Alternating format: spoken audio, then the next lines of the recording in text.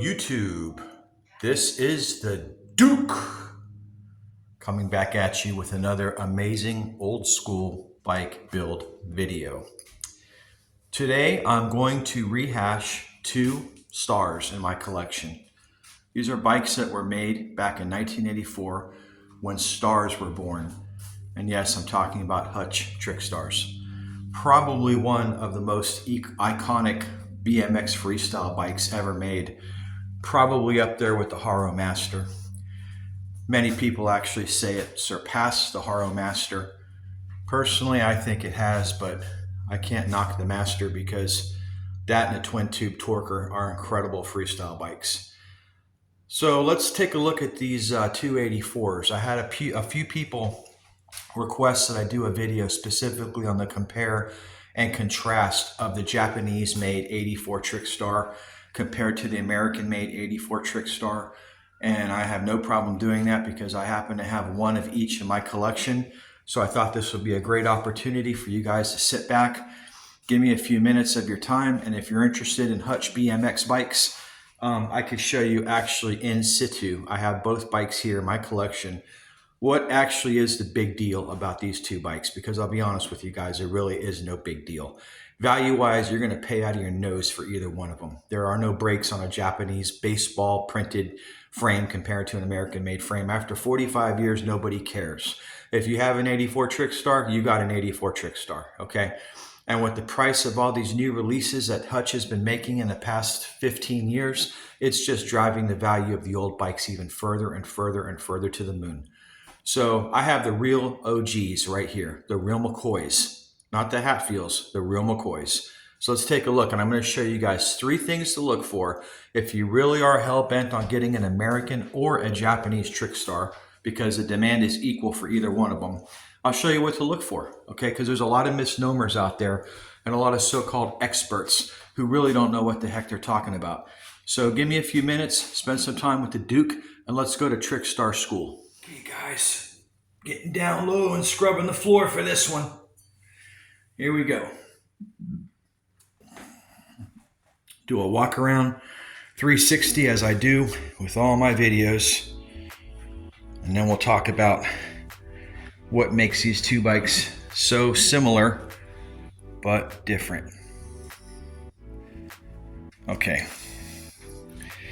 For new viewers out there, if you haven't seen my previous Trickstar videos, give me a thumbs up, like or subscribe to the channel, and I will bring you some amazing BMX content.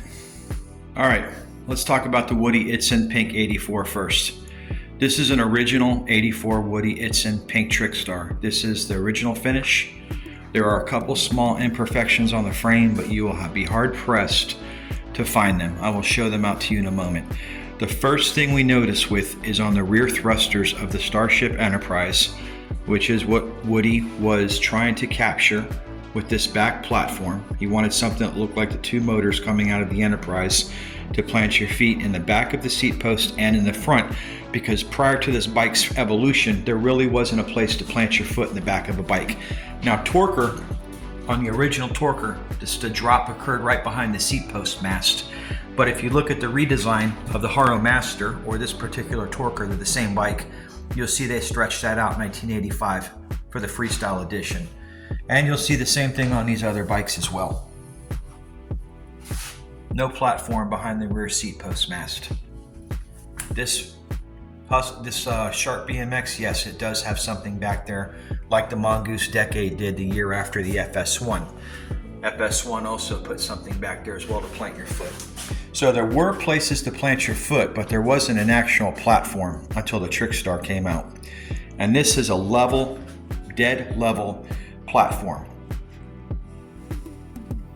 So one misnomer that a lot of people have told me is that on the Japanese Trickstar, the rear platform is not dead level with the frame.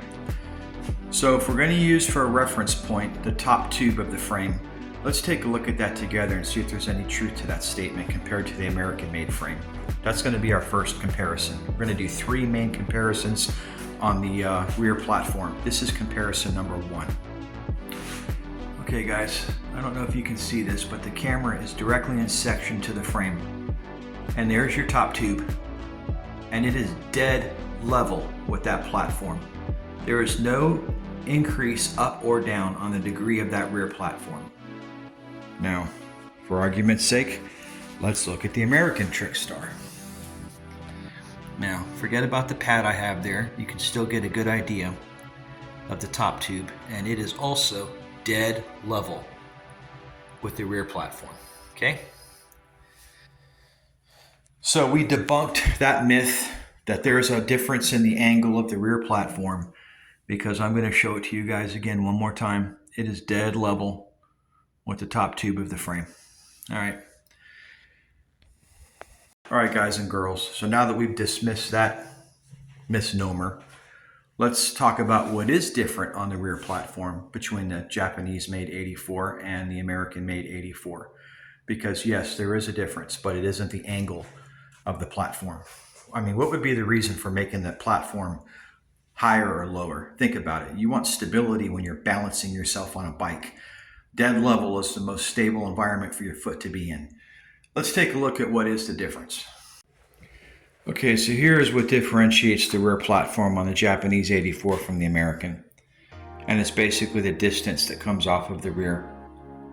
There's two little columns here that support the platform to the rear triangle of the frame. And on the Japanese versions, yes, they are drilled in the rear, and Hutch is stamped on the rear brake bridge, but it only extends out just a nub. Now, on an American-made bike, you're going to notice that it's also a little stub off the frame, but it comes out a little bit further in the back. You know that? About an inch longer in the rear. And there are variations on this, even on the American bikes. Some are a little longer, some are a little shorter. So it's really hard to tell. Okay, but you can see looking at this frame that you don't have quite as much length on that rear platform as you have over here on the American-made frame. Now, is that an advantage or a disadvantage? I'll let you decide that. I guess if you have small feet, it doesn't matter. If you have big feet like Big Woody did, because he's probably 6 foot something, he probably wore a size 12 shoe, yeah, you're gonna want a little more length on the back of that.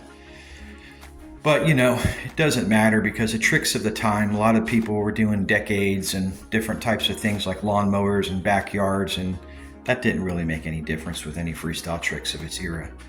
I think it's more cosmetic than something of real importance.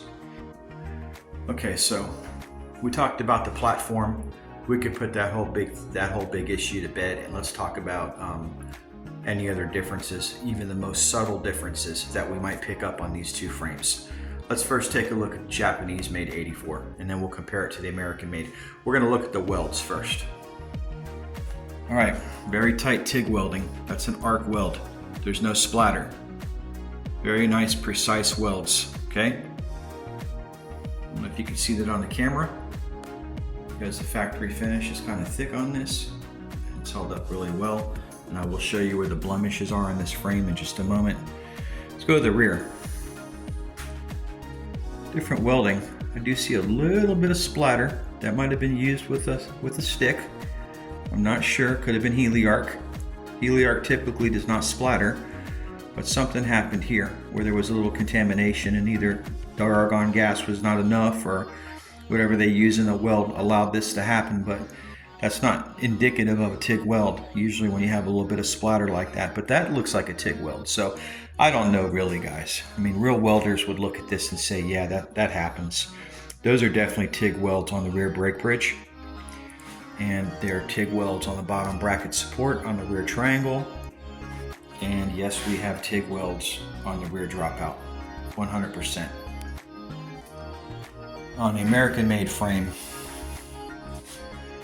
let's see if we can pick these up.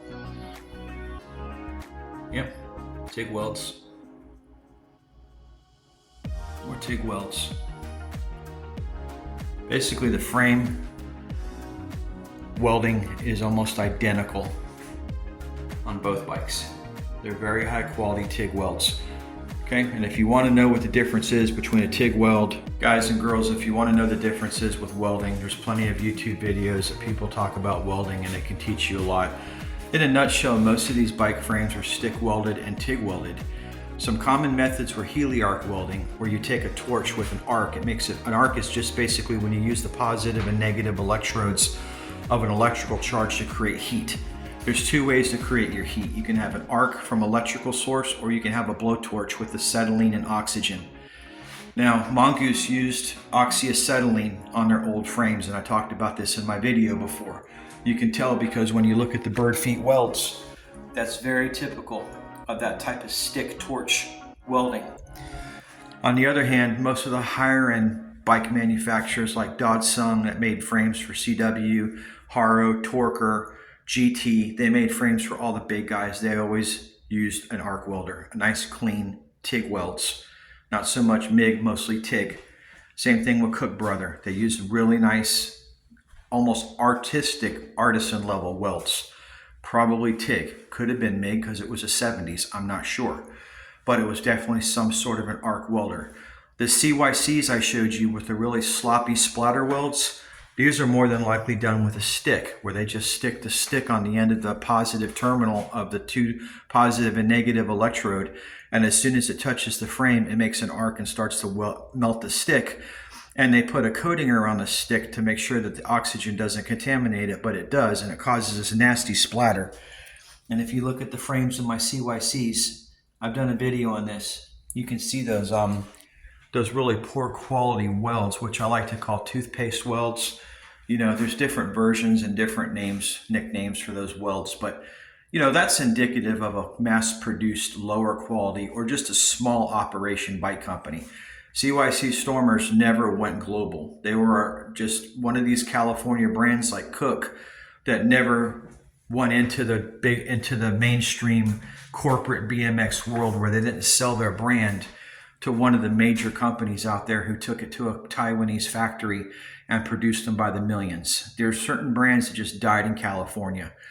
Cook, CYC, Redline, Torker, CW. These are brands that did not go to Taiwan. Now, later on, the names may have been purchased by these companies. People may have tried to resurrect the brand, like with Hutch and with Torker. Nobody's resurrected CW. Custom Works is dead. It'll never come back. Nobody's resurrected CYC. Mongoose, of course, owned by Pon or Pacific Cycle. I don't know who owns it now, but yeah, later on, they resurrected the names and started spitting out factory frames that are just made like total shit. But as far as the original California made, or in this case, Hutch was not from California, it was on the East Coast of the United States. And if you want to do a deep dive into Hutchins or Hutch BMX, you'll see that the earlier frames were actually manufactured by Thruster. And you could look at the craziness that went on with Thruster. You know, a lot of these guys are drag car racers, and they did, you know, drugs and drank, and they're top fuel freaking kamikazes, and they're involved in this fast-paced, balls-to-the-wall lifestyle. And I guess they got out of the dragster business and got into BMX because from 1977 to 1981, it was just a gold mine. Anything that you had in BMX Plus magazine was going to sell if you had a half page in there. So everybody got into the BMX game. And Thruster handled a lot of the manufacturing for Hutch in the early days because, you know, Hutch just was not equipped to go to meet the demand of the world on their bikes. I mean, it was a world demand. When Woody Itz and a Mike Dominguez and Tim Judge and all these people went to Hutch, that was it, man. It was like a rocket ride. It was 1.5 to 2 years worth of pure 100% rocket fuel. And that's what everybody wanted. Every kid wanted a Hutch Trickstar. I mean, for $500 and something fully equipped back in 1984, that was some serious bank because minimum wage back then was about $4 an hour. So you're talking over 100 work hours to get that bike, which means you're working 2.5 weeks just to get that bike. And not many kids back then were willing to put up almost 3 weeks worth of full-time pay to pay for a bike. But, you know, a lot of them sold. A lot of these bikes sold. Night Bikes in Miami, where I grew up, they sold several of them. They provided all the BMX bikes to the kids, like from Broward County down to Homestead. And that was Bob Broadley's organization back in the day, and he was an incredible man who made a lot of contributions to BMX racing. He got a lot of kids their start. He operated one of the most professional bike establishments in the old days. After the big moped craze, I remember going in there back in the day. It was called Moped South. And he would work on those old Pook mopeds and make those things with a smaller gear, start off real quick, or a larger gear for top end. And you could see people on the Florida Turnpike on those mopeds hugging down under the bars, passing you at 65 miles an hour, 70 miles an hour on the Florida Turnpike on a moped. That is the crazy stuff you saw back in the 70s and early 80s. Well, Bob transitioned out of that. He got into bed with Hutch, and he was one of Hutch's main distributors for Florida. I think probably the main distributor for South Florida. Okay, so let's wrap this video up again and go over the pros and cons of these bikes, the differences between the two, and what I think, in my opinion, is the better version of the two. Okay, let's take a look. All right, guys, let's recap one more time. This is the 84 Woody. It's in pink Trickstar. Okay, let's take a look at the rear frame. I don't know what to even call these things, man. I guess they're like frame stands. Frame standers. They welded them. A lot of people cut these off back in the day. So a lot of original bikes, you'll see this was hacksawed. We would literally just take a hacksaw to this thing and shave it right off the frame. And you never could really grind this down all the way because you didn't have the grinder to do that. So a lot of these bikes just have a very dangerous stub sticking out of the frame that will cut you. But based on the American version and the Japanese version, they are identical. 1, 2, 3, 4. 1, 2, 3, 4. A little space behind the rear cleat, a little space behind the rear cleat with a radial bend and a radial bend. There's no difference there. Brake bridges are both stamped Hutch. Rear serial numbers both on the inner left rear dropout. Now what really makes this bike cool is it's got these pink tough wheel 2s that match the frame perfectly, and you're not going to find that online. You're going to find the hot pink, the fuchsia color, but to get them to match the frame is tough. And I even got the tough pads in pink that I put on the brake pads. So this bike is dialed in really nice. Now this doesn't have the ladder bars, the Mike Dominguez bars. It's got the Pro bars because nobody's going to climb on the damn handlebars like a ladder. I don't remember seeing anybody even do that back in the 80s. So I put this has a nice set of Pro bars on here, and that's how we're going to leave it. Originally, she would have came with an Odyssey, excuse me, not an Odyssey, an ACS rotor. This is an actual gyro, so this would not have been the proper mechanism to use on this frame back in the days. Back in the days, she would have had an ACS rotor, which is on this FS1. Okay, that's an ACS rotor, and on my General Hustler. Those are both ACS rotors, okay? And the rotor mechanism is a different mechanism than the gyro, and I'll make another video explaining that. That's not for this video. Okay, what I like about the gyro is that you've got a barrel adjuster and you can adjust the tension in the gyro and you can fine tune it, which is something back in the day that you could not do with the ACS rotor. But we'll talk about that in a different video. Okay, this bike brings the original die comp brakes, tough wheel rims. I believe this tough neck power sprocket and chainring assembly is all genuine from when this bike was built. It's got the Hutch Western stem. There's two variations. There's a deep H and there's a Western, and the font is what determines that. The deep H does not look like an old-fashioned H. The Western style stem does. Okay. Got a nice set of vintage AME grips on her and an original old school Hutch pad. Okay. And of course a handler seat, which I think is really rad. That is something that is very functional. Okay. Is that handler seat. On the American bike, what we have here is a set of Skyway Easy Bars. I like these because they have this beautiful knurling, and the finish just has a nice juxtaposition of color and finish, and they're a lot more exciting again than the ladder bars. This has a polished DK stem. This has a set of very rare ACS Z48 wheels. You'll notice I have ACS wheels on a lot of my bikes. The Torker, my two GTs, okay? They have ACS magnesium wheels. This also has the ACS Z hubs, okay? See her in there? And yes, it's got the freewheel in the rear, okay?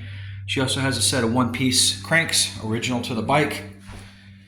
Instead of having the power drive system, it's got just a typical spider and sprocket assembly. And we put a polished nickel DID chain on her. This is called Porsche White. Porsche did not have a color called Porsche White back in the days. It was Oxford White, Arctic White, or Pearl White.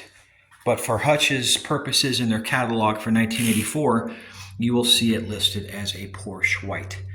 And with the chrome decals, it is actually a beautiful, breathtaking design. And these bikes are jewelry, man. This is like art on wheels. You will never again find bicycles manufactured like this. This is a bygone era when things were handmade. I'm probably going to try to get my hands on a new release. A buddy of mine ordered a couple of them. They look amazing. He got one in that candy apple red. I'm going to do a comparison on the old school models compared to the originals. And he has originals too. We're going to do a compare and contrast. I want to just feel the bikes, ride the bikes, and feel if that solid quality is in the new bike, just like it is on the old 4130 chromoly versions that I have here in this video.